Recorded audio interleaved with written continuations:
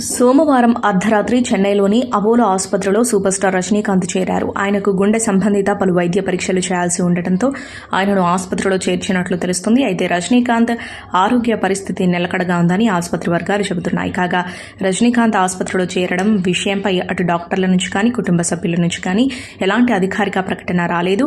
76 ఏళ్ల వయసున్న super star Rajani ప్రస్తుతం పలు షూటింగ్లలో బిజీగా ఉన్నారు. ఇలాంటి తరుణంలో ఆయన హాస్పిటల్లో చేరడంపై అభిమానులు ఆందోళన చెందుతున్నారు.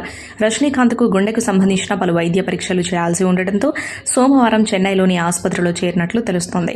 సూపర్ స్టార్కు ఎలెక్టివ్ ఆపరేషన్ నిర్వహించే అవకాశం ఉందని డాక్టర్స్ చెబుతున్నారు. అయితే ప్రస్తుతం రజనీకాంత్ ఆరోగ్య పరిస్థితి నిలకడగానే ఉందని, ఎవరూ ఆందోళన చెందాల్సిన అవసరం లేదని వైద్యులు తెలిపారు. ప్రస్తుతం రజనీకాంత్ పలు చిత్రాలు చేస్తున్నారు. దర్శకుడు జ్ఞానవేల్ రాజాతో చేస్తున్న వెట్టయాన్ చిత్రం ఈ నెల 10వ తేదీన ప్రేక్షకుల ముందుకు రానుంది. ఇందులో రజనీకాంత్ ఓ ఎన్కౌంటర్ ఆఫీసర్గా కనిపించనున్నారట.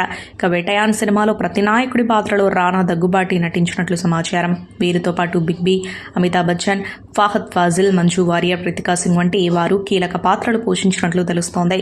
ఈ చిత్రంతో పాటు లోకేష్ కనకరాజ్ దర్శకత్వంలో కూడా రజనీకాంత్ ఓ సినిమా చేస్తున్నారు. దాని పేరు కూలీ. ప్రస్తుతం ఈ మూవీ షూటింగ్ జరుగుతుంది. ఇదిలా ఉంటే రజనీకాంత్ ఆసుపత్రిలో చేరారు అనే వార్తలపై ఆయన అభిమానులు తీవ్ర ఆందోళన వ్యక్తం చేస్తున్నారు.